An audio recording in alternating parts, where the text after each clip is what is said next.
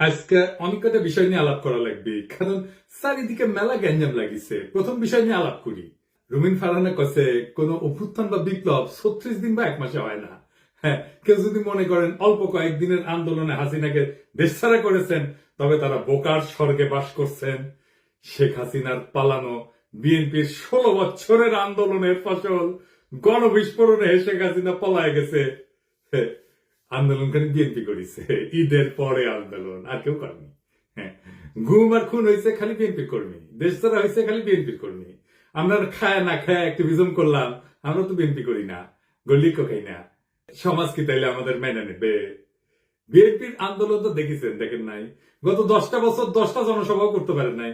ঈদের পর আন্দোলন করতে করতে শুনতে শুনতে কান পয়সা খুলে পড়েছে। প্রাণ ভয়ে পুলিশের আক্রমণে দাঁড়াইতে পারে নাই, নিজেরা আবার স্বীকার করেছে। খালেদা জিয়ার বাড়ির সামনে 2টা বালির ট্রাক সরাইতে পারে নাই, আবার আসিছে আন্দোলনের ক্রেডিট নিতে।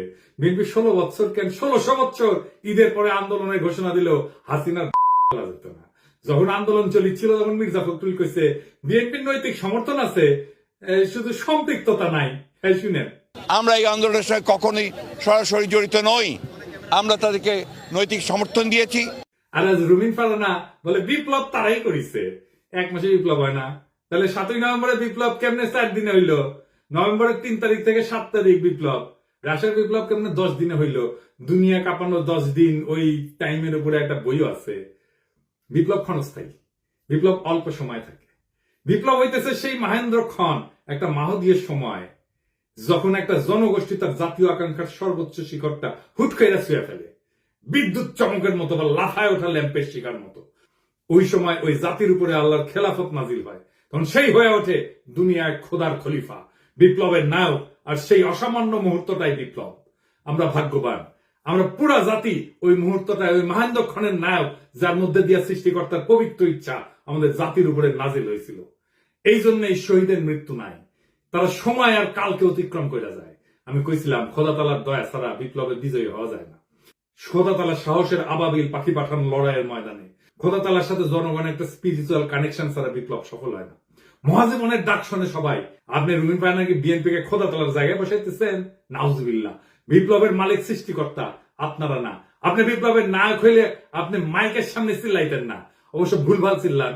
কইতেছে 18 সালে নাকি বিএনপি নির্বাচন প্রত্যাখ্যান করেছে। শুনেন, আওয়ামী লীগ যখন ভারতের সঙ্গে আঘাত করে 14, 18, 24-এ ক্ষমতা দখল করলো, বিএনপি তখন আকস্মিকভাবে জনগণের পাশে থেকে নির্বাচন প্রত্যাখ্যান করেছে। ওই নিজেই 2018 সালে সংসদে সংরক্ষিত আসনের এমপি ছিল বিএনপির, হালকা বিএনপি নির্বাচন প্রত্যাখ্যান করছে। কি কয় না কয় তার কোনো ঠিক নাই। শুধু তাই না, 10 কাঠার একটা প্লট চাই আবেদন করেছিল, যে প্লট পাইলে নাকি চিরকৃতজ্ঞ থাকিবে। দেখেন, এটা প্লটের লোভ সামলাইতে পারে না, সে আবার বিপ্লব বিপ্লব করে। হ্যাঁ, খেল খতম হয়েছে, পয়সা হজম। দরখাস্তটা দেখেন, একবার বলে 2/3 মেজরিটি নিয়ে বিএনপি ক্ষমতায় যাবে। শুনেন, আবার বলে বিএনপি নেতা কর্মীদের কন্ট্রোল করা যাচ্ছে না, কেন্দ্রে জানায় কোনো লাভ হচ্ছে না। শুনেন, বিএনপির নেতা কর্মীদেরকে মাঠ পর্যায়ে কন্ট্রোল করা যাচ্ছে না, চাঁদাবাজির সঙ্গে যুক্ত, জমি দখলের সঙ্গে যুক্ত, টেন্ডারবাজির সঙ্গে যুক্ত। আমার এলাকাতে পদধারী নেতারা কেউ মাটি ভরাট করে নদীর উপরে জমি দখল করে, আরেক উপজেলায় পদধারী নেতারা মামলা বাণিজ্য করে। তো কন্ট্রোল করা তো যাচ্ছে না। কেন্দ্রে খবর পাঠানো হয়েছে, কেন্দ্র কোনো অ্যাকশন নেয় নাই। তো বুঝছেন তো, বিএনপি ক্ষমতা এসে কি করবি? আচ্ছা, ওরা ছেড়ে দিই, বাচ্চা মেয়ে কি কইতে কি কয় ঠিক নাই, আপনারা ছেড়ে দিয়ে। এবার আসেন বিএনপির অন্যতম প্রধান তরুণ বুদ্ধিজীবী ফাহাম আব্দুল সালাম, ওরা নিয়ে একটু কথা বলি। ফাহাম দেশে গেছিল, আপনারা মনে হয় অনেকেই জানেন যে ফাহাম মির্জা ফখরুল ভাইয়ের মেয়ে জামাই। তো আমি অত্যন্ত পছন্দ করি ফাহামকে ব্যক্তি হিসেবে, ভেরি চার্মিং পার্সোনালিটি। এই ফ্যাসি বিরোধী লড়াইয়ে তার অসামান্য ভূমিকা ছিল। সে আরবান এলিট যুবক তরুণদের এই লড়াইয়ের জন্য তৈরি করছে, সে একাই। আমি ভালো কথা বলে ফেললাম না? হ্যাঁ, বাংলাদেশে কারো সম্পর্কে ভালো কথা বলা খুব মুশকিল। যারা ফাহামকে পছন্দ করেন না তারা গালাগালি করতে পারে, আর যারা ফাহামকে পছন্দ করে তারাও গালাগালি করবে যে ও আসিছে এবার ফাহামের জনপ্রিয়তা দিয়া তোমার পয়েন্ট বাড়ানোর জন্য, পয়েন্ট খাওয়ার জন্য আসিছে। আর যদি কখনো ফাহাম গ্যাঞ্জাম করে, অ্যান্টি পিপল স্ট্যান্ড নেয়, তখন এসে বলবে দেখেছেন দেখেছেন, খুব তো তখন প্রশংসা করেছিলেন। যাই হোক, এটা বলে রাখলাম যে ফাহাম আমার এলাই না, এখন রাজনৈতিক মিত্র না। কারণ ফাহাম বিএনপির যে স্ট্যান্ড নিছে, যেটা আপলোড করে, সেটা করেও সম্পর্ক রাখা যায় ভিন্ন মতের মানুষের সাথে, কিন্তু ফার্ম সাথে রাখবে না বলে সিদ্ধান্ত নিছে, এটা কোনো সমস্যা নাই, অ্যাবসলিউটলি ফাইন। ফার্ম সম্পর্কে এত কথা বললাম যে আমাকে তাকে রেফার করে কথা বলতে হবে, সেই জন্যই বলে নিলাম আর কি। কারণ সেও বলছিল যে এই লড়াইয়ে যারা ছিল তারা তার ভাই ব্রাদার বলছে, তো সেটা আমার তরফ থেকেও এখন এটা বলে নেওয়াটা ভালো। তো ফার্ম দেশে গেল, সেই সময় ছাত্রদের নিয়ে বসেছিল, বলছিল সম্ভবত একটা টিভি শোতে যে ছাত্ররা বিএনপির সাথে অ্যালাই করলে ভালো করবে, এটা তাদের বেটার সিকিউরিটি দিবে। স্বার্থের দিক থেকে তারা যদি বিএনপির সাথে অ্যালাইন করে, আমার মনে হয় যে তাদের ভবিষ্যৎ অন্য অপশন থেকে বেটার। 2 দিন আগেও লিখলো ফার্ম যে আওয়ামী লীগের মিছিল হচ্ছে বড়, এইটা আমরা নাকি একে অন্যকে অপমানিত করছি, তার ফল। হ্যাঁ, মাঝে মাঝে ফার্মের কথা শুনে হাসি। আচ্ছা ফার্ম, বিএনপি কি কাউকে সুরক্ষা দেওয়ার কথা বলা মানায়? আর বিএনপি কি কাউকে সুরক্ষা দিতে পারে? দিছে কখনো? এই সব ক্ষমতা কি বিএনপির আছে না ছিল? ক্ষমতা জিনিসটা কি, সেটা কিভাবে তৈরি হয়? বিএনপির যদি কাউকে সুরক্ষা দেওয়ার হিম্মত থাকতো তাহলে জিয়া তো নিহত হয় না, ইলিয়াস আলী গুম হয় না, সালাউদ্দিন চৌধুরী ফাঁসিতে যায় না, তারেক রহমান নির্বাসনে যায় না, বালুর ট্রাক ফেলা তার খালেদা জিয়াকে আটকাই দিতে পারে না। বিএনপি কি দেশকে আওয়ামী লীগের ফাঁসিবাদের হাত থেকে রক্ষা করতে পারছে? পারে নাই। বাংলাদেশের সবচেয়ে বড় রাজনৈতিক দল হয়েও অগাস্ট বিপ্লবের নেতৃত্ব দিতে পারে নাই। এই বিএনপি আগামীতে ক্ষমতায় যাইতে পারে, কিন্তু এই ক্ষমতা সে রাখতে পারবে না, কারণ ক্ষমতা বিষয়টাই সে বুঝে না। দেখেন, বিএনপির জন্ম হইতো না 1975-এর 15ই আগস্ট না ঘটলে। সেই অগাস্ট বিপ্লবীদের রক্ষা করতে বিএনপি করে নাই। মুজিব হত্যা মামলার বিচারে অভিযুক্ত সবাইকে জজ গোলাম রসুল ফায়ারিং স্কোয়াডে গুলি করে মারার মৃত্যুদণ্ডের রায় প্রদান করছিল। যদিও দেশে প্রচলিত সিআরপিসিতে মৃত্যুদণ্ড দণ্ডিতদের ফায়ারিং স্কোয়াডে গুলি করে মারার কোনো বিধানই নাই। সংসদে এই অপকর্মের বিরুদ্ধে সেদিন 120টা আসন নিয়েও বিএনপি কোনো বিরোধিতা না করে মুখে কুলু পাইতে চুপ করে বসেছিল। তাই বিএনপি কাউকে রক্ষা করতে পারবে না, করবে না, সে ক্ষমতা নেই। বিএনপি ক্ষতি করতে পারবে, সেটাই আসল ক্ষমতা। রক্ষা করতে পারাটা রাজনৈতিক ক্ষমতা না, বরং ক্ষতি করতে পারার হিম্মতটাই রাজনৈতিক ক্ষমতা। আমি এই প্রসঙ্গে বিস্তারিত আলাপ করছি আগের এপিসোডে। আওয়ামী লীগের মিছিল বড় হচ্ছে এই জন্য না যে কেউ কাউকে অপমান করছে আর অভিমানে রাজপথ ছেড়ে দিচ্ছে তাই আওয়ামী লীগ মিছিল করতেছে, না তা না। বাংলাদেশে বিএনপি বা জামাত বা ছাত্রদের এনসিপি গ্রিন সিগন্যাল ছাড়া আওয়ামী লীগের বাপের ক্ষমতা নাই মিছিল করে। আওয়ামী লীগ বিএনপির আশকারা পাইয়া মিছিল করতেছে না, শুধু বিএনপি আওয়ামী লীগের মিছিল করে দিচ্ছে। হ্যাঁ বা বেশ, এইভাবে তারা আওয়ামী লীগকে বাঁচাই রেখে জনগণকে ভয় দেখাইতে চায়। বিএনপি ক্ষমতায় আসার আগেই দলটার নেতা কর্মী এবং তাদের আত্মীয় স্বজনরা আওয়ামী লীগের রাজনৈতিক স্বার্থ রক্ষার জন্য কতটা মরিয়া হয়ে উঠছে এ খবর পড়লেই সেটা বুঝতে পারবেন। আওয়ামী লীগকে যারা রুখে দিতে পারবে তারাই আগামী বাংলাদেশের নেতা হবে। বিএনপি রুখতে না চাইলে তো মাঠ ফাঁকা থাকবে না। বিএনপি প্রাণ ভয়ে রাজপথে 28 অক্টোবর দাঁড়াইতে পারে নাই, তার জন্য কি বর্ষা বিপ্লব থামেছিল? ছিল না।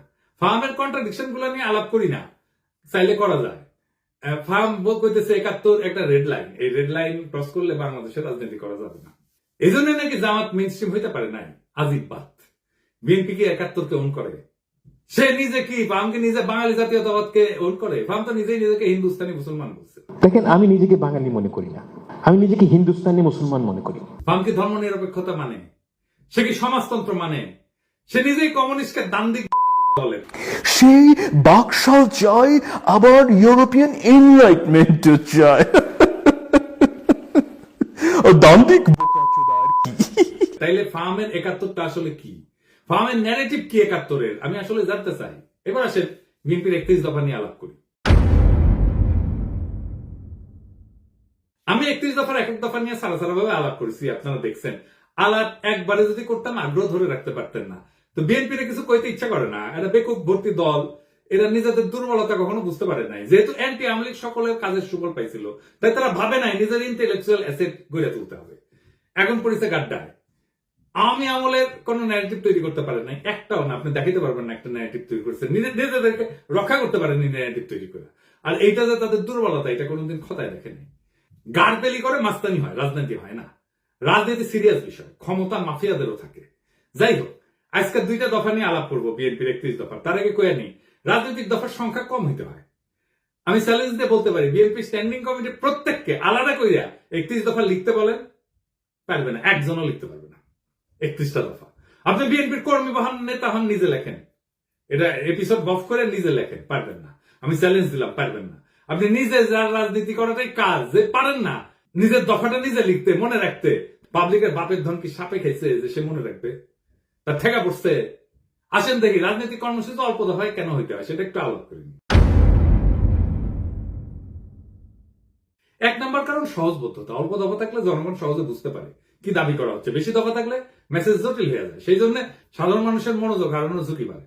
2 নম্বর, মোবিলাইজেশন সহজ হয়। কম দফা মানে একটা বা দুইটা মূল দাবির পিছনে জনগণ জোরালো ভাবে ঐক্যবদ্ধ হইতে পারে, আন্দোলনের শক্তি বাড়ে। 3 নম্বর, কৌশলগত চাপ সৃষ্টি করা যায়। সরকার বা বিরোধী শক্তির উপর চাপ তৈরি করার জন্য স্পষ্ট এবং নির্দিষ্ট দাবি থাকা জরুরি। বেশি দাবি দিলে কোনো দাবি নিয়ে সুনির্দিষ্টভাবে চাপ তৈরি করা যায় না। গতি বজায় রাখা। কম দফার কর্মসূচি আন্দোলনের গতি এবং ফোকাস বজায় রাখে। লম্বা তালিকা মানে প্রত্যেকটা বিষয় আলাদা করে ব্যাখ্যা লাগবে, যা সময় ক্ষেপণ করে। 5 নম্বর হইতেছে সংবাদ মাধ্যমে সহজে প্রচার। মিডিয়া ছোট স্পষ্ট বার্তা প্রচার করতে পছন্দ করে। অল্প দফায় আন্দোলন সহজে শিরোনাম হয়। আমি এটা বললাম আন্দোলন এই কারণে, কারণ তারা কিন্তু 31 দফা আন্দোলনের সময় করছে, বিপ্লবের পরে করে নাই। সেজন্য আন্দোলনের কথা বললাম। আমাদের সফল আন্দোলনগুলো দেখেন, রাষ্ট্রভাষা বাংলা চাই। 6 দফা। এরশাদ বিরোধী আন্দোলনের 1 দফা, 1 দফা 1 দাবি, এরশাদ তুই কবে যাবি। হাসিনা খাদা আন্দোলনের 1 দফা।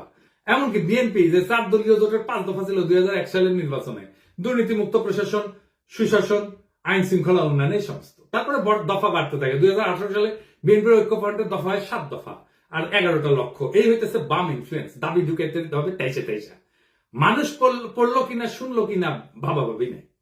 আসেন 31 দফার 2 নম্বর দফা নিয়ে দেখি। তারা কইতেছে বাংলাদেশে গণতন্ত্র, ভোটাধিকার পুনঃপ্রতিষ্ঠা এবং স্বচ্ছ গণতান্ত্রিক প্রক্রিয়াকে স্থায়ী, সাংবিধানিক এবং প্রাতিষ্ঠানিক রূপ দেওয়ার লক্ষ্যে একটা নির্বাচনকালীন দল নিরপেক্ষ তত্ত্বাবধায়ক সরকার ব্যবস্থা প্রবর্তন করা হবে। ভালো কথা, কিন্তু প্রশ্ন হইতেছে তত্ত্বাবধায়ক সরকার তো বিএনপি প্রবর্তন করেছিল, তাই না? আইন কইরা 96 সালে তো টিকলো না কেন? আবার আইন করবে, টিকবে না। মানে আমরা চক্রাকারে একই সমস্যার আবর্তে ঘুরপাক খাবো নাকি বারে বারে? আবার যে বাতিল হবে না তার নিশ্চয়তা কি? জনগণ চায় একটা নিরপেক্ষ নির্বাচন, অবাধ স্বচ্ছ নির্বাচন, নেতা নির্বাচনের স্বাধীনতা। এটা কিভাবে নিশ্চিত হবে? বিএনপি তো বিচারপতির বয়স বাড়ায় নিজেদের পছন্দ মতো লোককে তত্ত্বাবধায়ক সরকার প্রধান বানাতে চেয়েছিল 2006 সালে, জানেন তো? 2007 সালের জানুয়ারিতে যে সাধারণ নির্বাচন পরিচালনা হবে সেটার জন্য তত্ত্বাবধায়ক সরকার গঠিত হওয়ার কথা ছিল। তার প্রধান উপদেষ্টা হিসেবে বিচারপতি KM হাসানকে নিয়োগ করা হয়। উনি একসময় বিএনপির কেন্দ্রীয় নেতৃত্বে ছিলেন। তৎকালীন আওয়ামী লীগের মতে KM হাসান যাতে তত্ত্বাবধায়ক সরকারের প্রধান উপদেষ্টা হইতে পারে, সেই জন্য বিএনপি সংবিধান সংশোধন করে বিচারপতির অবসর গ্রহণের বয়সসীমা বাড়াই দিয়েছিল। গ্যাঞ্জাম বাঁধে এই নিয়ে, আবার গ্যাঞ্জাম বাঁধবে। এই দফা দিয়ে কি অবাধ সুষ্ঠু নির্বাচন করা যাবে? যাবে না। নিশ্চিত করা যাবে? যাবে না। এমনকি এই সিস্টেম টিকবে না, আগেও টেকে নাই। তাইলে এই দফা কি চিন্তা ভাবনা কইরা বানাইছে? আচ্ছা, 4 নম্বর দাবিতে কি বলিছে? পরপর 2 টার্মের অতিরিক্ত কেউ প্রধানমন্ত্রীর দায়িত্ব পালন করতে পারবে না। ভালো কথা, খুবই ভালো কথা। কি মনে হয় এটা কইরা? পরপর 2 টার্মের বেশি কেউ প্রাইম মিনিস্টার দায়িত্ব পালন করতে পারবে না। এটা বিএনপি অনেকবার বলছে, কিন্তু আমরা যাতে আমেরিকায় দেখি এইটাই সংবিধান সংস্কার কমিটি প্রস্তাব করছে। এখন বিএনপি কইতেছে প্রধানমন্ত্রী পদে দাঁড়ান 2 মেয়াদের বেশি কেউ থাকতে না পারলেও একবার বিরতি দিয়া আবার প্রধানমন্ত্রী হইতে চাইলে সেই সুযোগ থাকতে হবে। মানে পরপর 2 টার্ম থাকবে, তারপরে 1 বছর অন্য কেউ হবে, তারপরে আবার কেউ 2 টার্ম এসে থাকবে। মানে বুঝছেন তো, পরপর 2 টার্ম থাকার পরে 1 টার্ম প্রেসিডেন্ট হবে, তারপর আবার 2 টার্ম প্রাইম মিনিস্টার হবে, তারপরে 1 টার্ম প্রেসিডেন্ট হবে। মানে চালাকি শুরু হয়ে গেছে। ভাবছে কেউ বুঝতে পারবে না। যেই মাত্র ক্ষমতায় আসা দেখতে পারতেছে তখনই চোখ উল্টাই দিচ্ছে বিএনপি। যখন ক্ষমতা থেকে দূরে তখন কত ভালো ভালো কথা দেখিছো, কি সুন্দর চাঁদ দিছে, এখন আর চিনে না। আসেন, কেন পরপর 2 বার রাষ্ট্রের প্রধান নির্বাহী হওয়া ঠিক না? এর পিছনে দার্শনিক ভিত্তিটা কি? পরপর 2 টার্ম রাষ্ট্রের নির্বাহী থাকা ঠিক না কেন? এর মূল উদ্দেশ্য হইতেছে 1 নম্বর, ক্ষমতার অপব্যবহার রোধ করা। দীর্ঘ সময় ধরে একই ব্যক্তি ক্ষমতায় থাকলে স্বৈরতান্ত্রিক প্রবণতা তৈরি হয়, নিজের ক্ষমতা পাকাপোক্ত করতে শুরু করে, জনগণের বদলে নিজের দল বা নিজের শক্তিকে রক্ষা করে। একই জিনিস ঘটছে হাসিনার ক্ষেত্রে। 2 নম্বর, নতুন নেতৃত্বের সুযোগ সৃষ্টি হয় না। নিয়মিত নেতৃত্বে পরিবর্তন মানে নতুন চিন্তা, নতুন দৃষ্টিভঙ্গির আগমন। 3 নম্বর, রাষ্ট্রীয় প্রতিষ্ঠানের স্বাধীনতা রক্ষা। একজন দীর্ঘদিন ক্ষমতায় থাকলে বিচার বিভাগ, নির্বাচন কমিশন, পুলিশ ইত্যাদি তার হাতে জিম্মি হয়ে যেতে পারে, যেটা হাসিনার আমলে হয়েছিল। 4 নম্বর, গণতন্ত্রের প্রাণবন্ততা বজায় রাখা। জনগণ যাতে মনে করে রাষ্ট্র তাদের, কোন ব্যক্তির না, এই অনুভূতি বজায় রাখা দরকার। এবং দীর্ঘকালীন শাসনের বিদ্রোহ কিন্তু অবশ্যম্ভাবী হয়ে ওঠে, কারণ ক্ষমতা কেন্দ্রীভূত হয়ে পড়ে। যখন এক ব্যক্তি বা গোষ্ঠী দীর্ঘদিন রাষ্ট্রের নেতৃত্ব থাকে তখন তারা সমস্ত শক্তি নিজেদের হাতে কক্ষিগত করে। আইনের শাসন দুর্বল হয়, বিচার ব্যবস্থা পক্ষপাতদুষ্ট হয়, সেনাবাহিনী প্রশাসন ব্যক্তি বিশেষের গোলাম হইয়া পড়ে, জনগণের স্বাভাবিক চাহিদা, ন্যায় বিচার, সমান অধিকার, জীবনের নিরাপত্তা এই সমস্ত পদদলিত হয়। একই জিনিস আমরা দেখছি হাসিনার আমলে। দেখেন, এই যে ঘটনা, এটা তাত্ত্বিক ভিত্তি কি, যে কেন প্রধান নির্বাহী বেশি দিন থাকতে পারবে না। তাত্ত্বিকভাবে এটা দাঁড়ায় আছে কয়েকটা বড় চিন্তার উপরে। এক নম্বর হচ্ছে ডেমোক্রেটিক রোটেশন, বা এটাকে বলা যেতে পারে গণতান্ত্রিক চক্র। জন লক, মন্তেস্কু এই দার্শনিকরা বলছিলেন ক্ষমতা স্বাভাবিকভাবে দুর্নীতির দিকে ধাবিত হয়, তাই নিয়মিত ক্ষমতার হাত বদল জরুরি। আরেকটা তত্ত্ব হচ্ছে ন্যাচারাল ডিকে অফ পাওয়ার, মানে ক্ষমতার স্বাভাবিক ক্ষয়। টকভিল উনি বলছেন একজন নেতা যত বেশি সময় ক্ষমতায় থাকে তত সে জনগণের আসল চাহিদা থেকে বিচ্ছিন্ন হয়ে পড়ে। আর 3 নম্বর হইতেছে জেনারেশনাল রিনিউয়াল, নতুন প্রজন্মের আবির্ভাব তত্ত্ব। রাষ্ট্রের সেবা করার সুযোগ নতুন নেতৃত্বকে দিতে হবে, না হইলে রাষ্ট্র সময়ের সাথে সাথে পিছায় যাবে। যদি একজন নেতা 2 মেয়াদে চালায় যায়, তারপর একটা বিরতি নিয়ে আবার প্রার্থী হয়, তাহলে মূল উদ্দেশ্য ব্যাহত হয়। কেন ব্যাহত হয়? 1 নম্বর, ক্ষমতার নেটওয়ার্ক নষ্ট হয় না, যেটা তৈরি হয়েছিল। যে নেতা টানা 2 মেয়াদ চালাইছে তার সময়কালে প্রশাসন, বিচার বিভাগ, পুলিশ, মিডিয়া, ব্যবসায়ী গোষ্ঠী সব স্তরে স্তরে অনুগত এক ধরনের নেটওয়ার্ক তৈরি হয়। একটা বিরতিতেও এই নেটওয়ার্ক বেঁচে থাকে, সক্রিয় থাকে। এখন দেখতেছেন না, এখনো হাসিনার লোকজন প্রশাসনে আছে। তো উনি যখন আবার প্রার্থী হয়, এই শক্তিগুলো তাকে সুবিধা দেয়, ফলে নতুন প্রতিদ্বন্দ্বিতা বা নতুন নেতৃত্বের সুযোগ প্রকৃত অর্থে হয় না। 2 নম্বর, জনগণের মনস্তত্ত্ব পাল্টায় না। নেতার ব্যক্তি পূজা বা জনপ্রিয়তার মিথ ভেঙে যেতে সময় লাগে। মাত্র 1 মেয়াদের বিরতি তা ভাঙার জন্য যথেষ্ট না, ফলে পুরনো প্রভাব বজায় থাকে। মানুষ মনে করে ওই লোকটাই আবার ফিরে আসবে। 3 নম্বর, প্রশাসনিক নিরপেক্ষতা থাকে না। নির্বাচন কমিশন, পুলিশ, সরকারি যন্ত্রপাতি তাদের পুরনো বসের জন্য অপেক্ষায় থাকে, ফলে নির্বাচন প্রতিযোগিতামূলক হয় না, গণতন্ত্র দুর্বল হয়। 4 নম্বর হইতেছে নতুন প্রজন্মের নেতৃত্ব বাধাগ্রস্ত হয়। যখন পুরনো নেতা আবার ফিরে আসার সম্ভাবনা রাখে, তখন নতুন নেতৃত্ব উঠে আসতে ভয় পায় বা বাধাগ্রস্ত হয়, গণতন্ত্রের নবায়ন থেমে যায়। তত্ত্বে যতই বলা হোক না কেন, অনেক রাষ্ট্রনায়ক নিয়ম ভেঙে আজীবন ক্ষমতা ধরে রাখার পথ তৈরি করছে। সবচেয়ে উল্লেখযোগ্য 2টা উদাহরণ দিই। ভ্লাদিমির পুতিন টানা 2 টার্ম শেষ হওয়ার পর উনি সংবিধান অনুযায়ী প্রেসিডেন্ট হইতে পারতেন না, তাই নিজের ঘনিষ্ঠ দিমিত্রি মেদভেদেভকে প্রেসিডেন্ট করে নিজে হয় প্রধানমন্ত্রী, কিন্তু রাশিয়া প্রকৃত ক্ষমতা নিজের কাছেই রাখে। 2012 সালে আবার প্রেসিডেন্ট হয়, পরে সংবিধান সংশোধন করে তার মেয়াদের সীমাটা মুছে দেয়। এখন পুতিন 2036 সাল পর্যন্ত প্রেসিডেন্ট থাকতে পারবে, অর্থাৎ প্রায় 4 দশক ধরে। এর ফলাফল কি হয়েছে? রাশিয়া গণতন্ত্র থেকে দূরে সরে গেছে, বিরোধী নেতারা নিশ্চিহ্ন হয়ে গেছে এবং ব্যক্তিকেন্দ্রিক একনায়কতন্ত্র তৈরি হয়েছে। শি জিনপিং, চীন প্রেসিডেন্টের জন্য 2 মেয়াদের সীমা ছিল 5-5-5 10 বছর। শি জিনপিং 2013 সালে প্রেসিডেন্ট হয়। 2018 সালে চীনের কমিউনিস্ট পার্টি সংবিধান পরিবর্তন করে 2 মেয়াদের সীমা তুলে দেয়। এখন শি জিনপিং আজীবনের জন্য প্রেসিডেন্ট থাকার পথ খুলে দিয়েছে। এর ফলাফল কি? চীনে ব্যক্তির চেয়ে পার্টি বড়, এই নীতিগতভাবে লঙ্ঘন করছে। আজ চীনে গণতান্ত্রিক কোন নির্বাচন নাই, মত প্রকাশের স্বাধীনতা কঠিনভাবে নিয়ন্ত্রিত। ফলে যখন 2 টার্মের নিয়ম ভেঙে ফেলা হয় বা কোন ছিদ্র রেখা ক্ষমতা ধরে রাখার রাস্তা রাখা হয়, তখন গণতন্ত্র দ্রুত দুর্বল হয়ে পড়ে, রাষ্ট্র ব্যক্তি কেন্দ্রিক হয়ে যায় এবং জনগণের স্বাধীনতা কাগজে কলমে সীমাবদ্ধ হয়ে পড়ে। আমি মাঝে মাঝে চুপচাপ হয়ে বসে থাকি, ভাবি যে যদি 2028 সাল পর্যন্ত আওয়ামী লীগ থাকতো কি হইতো। নির্বাচনের নাম উচ্চারণ করলেই নীল সাদা ভাই নিশা দাঁড়াইতো দোরগোড়ায়, ঠান্ডা গলায় বলতো চলেন। তারপর বাকিটা একটা কালো গল্প, যার শেষ পাতায় রক্তের দাগ। লুৎফুজ্জামান বাবর কারাগারের ঘুপসি কোণে চোখ তুলা পাখিদের উঠতে দেখতেন আর ভাবতেন তারা এখনো উঠতে পারে, অথচ আমি। সালাউদ্দিন আহমেদ শিলংয়ের আকাশে হাত তুলতেন, এই নীল কি ঢাকার মতো, নাকি আমি বদলে গেছি। খালেদা জিয়া এখন অন্তরীণ থাকতেন। রিজভী ভাই কোলাপসেবল গেটের পিছনে মাফলার গলায় দিয়া হাতে গোনা কয়েকজন কর্মী নিয়ে শীতের মধ্যে ঠকঠক করে কাটতেন, ওটাই ওনার রাজনৈতিক কর্মসূচি হয়ে থাকতো। আর আয়নাগর, ওইখানে নাম ঝুলতো শত শত মৃত স্বপ্নের, ভুলে যাওয়া মানুষের, যারা একদিন হাঁটতো, হাসতো, স্বপ্ন দেখতো, তারপর চুপ হয়ে যেত। আমরাও চুপ হয়ে যেতাম, চুপচাপ বাজারে যেতাম, চুপচাপ অতি মূল্যে অল্প কিছু ডিম কিনতাম, সবজি কিনতাম, আর মাছ মাংস দেখে হাত পিত্তেশ করতাম। চুপচাপ আয়নায় তাকায় ভাবতাম এটা আমার মুখ না, আমি কোথায় হারালাম। ঠিক তখন কিছু সাহসী তরুণ উঠে দাঁড়ায়, তারা বলে এমন জীবন চাই না। তারা বাতাসে ছড়ায় দেয় আলো, আমরা গলা ছেড়ে কাপা কাপা স্বরে ওদের দেখে পথে নেমে আসি, সাহস নিয়া বলি আমরা ভালো নাই। কিন্তু আজ আমরা বলি ওদের হটাও, ওরা রাজনীতি করে ফেলছে। ওদের রক্ত আজকে পথের ধুলা, ওদের কান্না আজকে নীরব শোক। আমরা চিৎকার করি এখনই নির্বাচন চাই, ডিসেম্বরই চাই, এখনই চাই। দেশ যে ভালো চলতেছে এটা কেউ দেখে না। রিজার্ভ বাড়তেছে, দুর্নীতির টাকা ফিরতেছে, সংস্কারের বাতাস লাগছে, কিন্তু এই খবর কারো কানে ছয় না। একটাই আমাদের পিপাসা এখন, ক্ষমতা আর ক্ষমতা। আলোর এই লড়াই কখনো সহজ ছিল না। আলোর জন্য যারা পথে নামে তাদের পা রক্তাক্ত হয়, তাদের চোখে জল জমে, তাদের গলা রুদ্ধ হয় কান্নায়, কিন্তু তবু তারা হাঁটে। তারা হাঁটে কারণ তারা জানে পিছাই গেলে চিরকাল হারায় যেতে হবে। আর যারা রক্ত দিচ্ছে, যারা ভয়কে পিছনে ফেলে আগাইছে, তাদের নাম ইতিহাসের পাতায় লেখা থাকবে। আজকে যারা কাটতেছে মিথ্যা বলতেছে, তারা কেবল হারায় যাবে বিস্মৃতির ধুলায়। বিপ্লব কখনো সংগঠিত হয় না বক্তৃতায়, বিপ্লব জন্ম নেয় নির্ভীক হৃদয়ের তপ্ত রক্তে। আমরা সেই রক্তের উত্তরাধিকার, আমরা হারবো না। তারা ভাবছিল আমরা ভয় পাবো, তারা ভাবছিল আমরা হাইরা যাবো, তারা ভাবছিল আমরা মুখ নিচু কইরা ঘরে ঢুকে যাবো, কিন্তু তারা ভুল করছে। আমরা পিছু হটিনি, আমরা সামনে আগাইছি, আমরা থামিনি, আমরা ঝড় তুলছি, আমরা চুপ থাকিনি, আমরা স্লোগানে মুখর করছি রাজপথ। আজ যারা ধোকা দিচ্ছে, ইতিহাস তাদের মুখ চিরকাল ঘষে মাটিতে ফেলে রাখবে। আজ যারা দাঁড়াইছে, ইতিহাস তাদের মাথায় তুলে নেবে। আজ আকাশ ভেঙে পড়ুক, সমুদ্র ফেটে যাক, আমরা পিছু হটবো না। আমাদের জয় হবে ইনশাআল্লাহ। ইনকিলাব জিন্দাবাদ।